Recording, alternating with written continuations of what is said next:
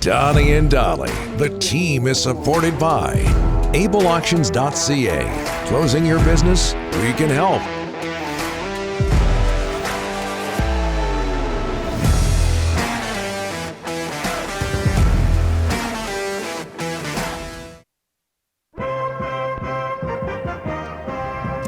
Just ahead of Ray Ferraro, a reminder that Donnie and Dolly is presented by Able Auctions. After 36 years in business, Bishop's Restaurant, classy. Oh, you talk so about good. classy? Oh, yeah.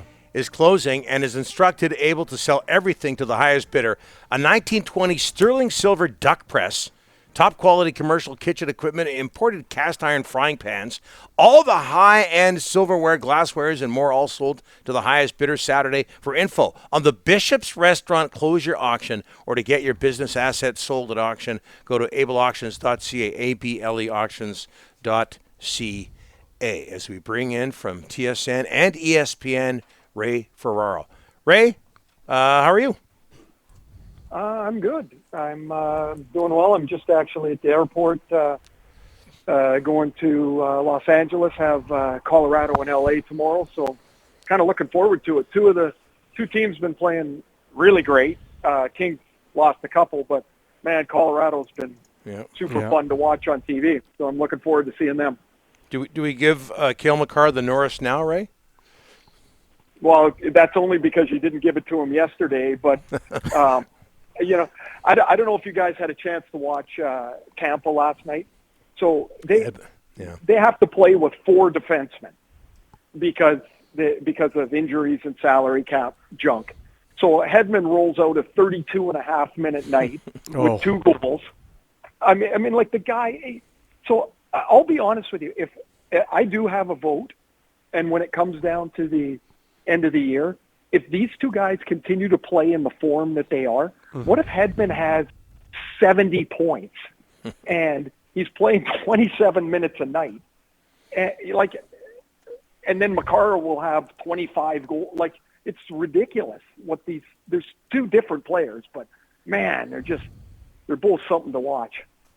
Hey, Ray, we're getting a lot of text into our Delaney's OK Tire and Langley inbox, wondering if we're going to talk about what is being called Pissygate up in Edmonton, and we're going to do that later. We're going to run a clip of it, but we've got you here now. Leon Draisaitl versus Jim Matheson.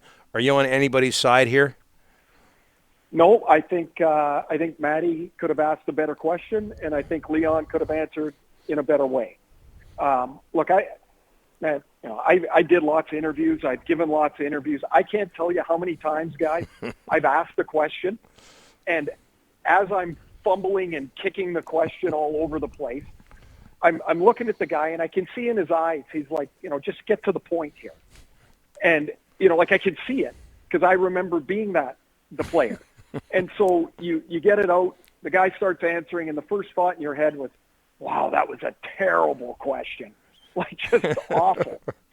And then you're thankful that the guy's giving you something back. It might not be a great answer, but at least it's something, right? So I think Leon could have, like when Matheson said, would you like to expand?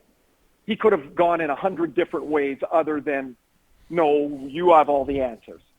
But he's frustrated, and he's tired of answering basically the same question for a month or so that they've been losing all over. I bet you in some time, whether it's last night or in 2 years, Leon Draisaitl looks at that and goes, yeah, you know what, I could have done a better job than that. Right? Like I could have answered that a little better. Whether Matheson's questions were good, bad, or otherwise, you can probably find a way to do a little better than that. But it leads me into something else if I can just sidebar a bit here. Is that so when you're in it, like, it's easy for me to say as a 57-year-old guy that's been retired for a long time, 20 years, it's easy to say the players should just take a half a breath and just answer the best way that they can. Like, don't be frustrated. But I've been there when you're like, okay, guys, I don't have the answer. If I had the answer, I'd go in there and tell my team so we don't keep losing. This sucks. Like, I would go and I would go share it. So, but you don't, because you don't have that. You're not emotionally removed from that spot. So the Oilers lose 5-3 on Saturday. And they get McDavid to go out there, and it's pretty clear he doesn't want to be there. Mm-hmm. And they ask him a question, and he says something along like, well, we gave up the 2-on-1, and then we couldn't recover. And I mean, it's a fine point, right? Like, it's not wrong. However, if he was able to emotionally remove himself from that moment, the real answer, and I think he could do himself a lot of favors as far as easing his own pressure, is even if you don't believe it, you're the best player in the league, go out there and say, they ask you, what happened, and say, well, I mean, lots, obviously. It was 3-1. We lost 5-3. We made a bunch of mistakes, but I got to tell you, at 3-1 or 3-3, somewhere in there, I got to make a play to help our team. Mm-hmm. Like, I got to make a play to slow the momentum. Dolly, even if you don't believe it, say it. Yeah. Because that takes that's leadership.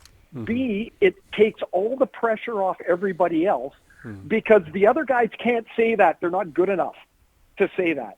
They would say that and you'd go, yeah, the reporters would go, yeah. Now, if Connor would have said that, hey, I got to make a play at 3-3, it didn't, and then we end up losing. Like, what could possibly be the next question? Yeah. Like, how is anybody going to keep digging? Like, what are you going to dig at? Yeah. Well, what could you have done? I don't know. I could have made a better play here on this one, or there would have been 100 examples. But you can pull the air out of the balloon by changing the narrative a bit. And for Draisaitl and Matheson yesterday, there was no pulling the air out because Jim Matheson was pissed off at Draisaitl, and Draisaitl was pissed off at Matheson. And the team's 2-11-2. Like, that's it. Like at one point he said, "Are you frustrated or angry?" And he's like, and I agree with what Draisaitl said. He said, like, I'm not sure I'm angry. If it's the right word, I'm frustrated. I'm like, you're a lot of things. Like, you're like, you can't, wait a minute, we're here again? Like, it stinks.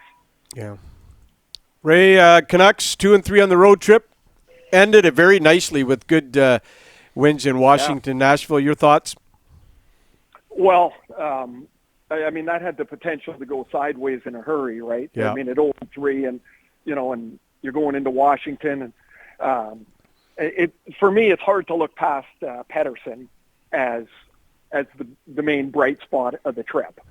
I mean, I went through times where I wasn't very good, and you're supposed to score, and you don't, and pretty soon the puck feels like a bowling ball, and you're like, it's just miserable. And then you score, and it's like, hey, you're taller, you're faster, you're better. And the example I'll give, like the one that struck me most on that, so I guess it's in Carolina, he breaks his stick, he totally gives up. Yep. He quits. He's had it. He hates the game. And then the goalie trips him and he crashes into the boards. Right? It looked ridiculous. Low point. Then the next day, he scores twice. But the goal I loved of that, and this is my point, is the backhand, he went through the spot and got the rebound. 2 days ago or 2 weeks ago, he wouldn't have fought from his initial position to where he got the puck and scored. He might have thought he would have, but he wasn't. And that's like 5 or 7 feet. And he fought his way through because he had to weave his way through that traffic, and then he scored. Then all of a sudden, poof, the handcuffs are off. It's amazing how it works. And, man, every player would like to be able to unlock that a long time before they do, because once you get yourself into that hole, it's pretty tough to get out of it sometimes. Hey, Ray, the trade deadline's around the corner, a few weeks away, and you know what happens in Vancouver. Names are popping up. Right now, what would you do with JT Miller? He's going to get calls. In fact, teams are already calling on him. Well, if Jim Rutherford's not getting calls, I would say the other managers aren't doing their job. Right. Because, man, like who wouldn't want JT Miller, right? Like who wouldn't?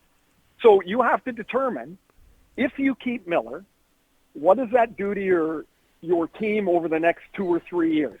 Salary-wise, What does it do to the structure of the contracts that you have and those that you might have to award in the next couple of years? Or can you get such a haul that it reconfigures the way you look at the next couple of years? Harm had an awesome article today in The Athletic comparing the Canucks to Florida's rebuild. And they had to make some pretty tough calls on guys. You could say, hey, they weren't JT Miller, but Mike Hoffman had 29 goals, and Evgeny Dadonov I think he had like 68 or 69 points. And they walked away from both of them. And the reason they did was that freed up $12 million roughly in cap space, and they were totally able to attack the rest of their team. If you trade JT Miller, it's not because you want to. Like that's 100% not the point. But I would be listening, and I'd be telling Team A, oh, you should see what Team B just offered me. And I would see where I could push it. And if it's not enough, it's not enough. And if it is, well, then you got a real decision to make. Hey, Ray, earlier this week, I think it was Monday, Chris Pronger gets his number 44 raised to the rafters. Willie O'Reilly's 22 last night in Boston. But Chris Pronger gets his number 44 raised to the rafters in St. Louis. What was he like to play against? And at the end of your career, what was he like to play with? Well, he was absolutely miserable to play against. Obviously big at 6'6", but mean and dirty and nasty and like he'd slash you. It seemed like for something to do. Like if you wandered past his, 15 feet of ice, like he was not going to give you an easy space. And I think people in knowing that about Pronger, you forget he was an amazing passer. Like an amazing passer. You'd go to forecheck him and he'd take the hit because he was so big or take the pressure, and then he'd turn around and zip a 40-foot breakout pass, boom, gone, out of the zone. He also had, again, because of his size, but also because of the way he played, he had such a stature on the ice. Like you just knew he was there, right? And then as far as playing with him, man, I couldn't believe, coming from Atlanta, what the game looked like when Chris Pronger was on the ice. He had no heartbeat, none. Like, the pressure would be there, and he'd sit in the traffic and then zip a pass out, and you were right there. Like, he was intimidating. He was sarcastic, funny. Oh man, is he funny? Like, you got to keep up when you're around him. I wish I could have played with him a lot longer. I really enjoyed it, but you talk about holding people accountable. Yep, that was Chris Pronger. And I mean, so if Chris wasn't on the ice, Al McGinnis was. We had a pretty good blue line there. It was not so bad. Yeah, both those numbers are retired in St. Louis now. Hey, Ray, thanks for this. Appreciate it. We got to get you on again soon. Yeah, no problem. And, I was supposed to do this on Zoom, but why break my streak after 20 years? I texted Ryan and I said, oh, by the way, I'm in the car on the way to the airport, so never mind. Above and beyond. You were on Zoom with us last time. Yeah. So there's that. Safe travels, Ray. Good, guys. Yeah, be well, guys. Talk to you soon. You bet.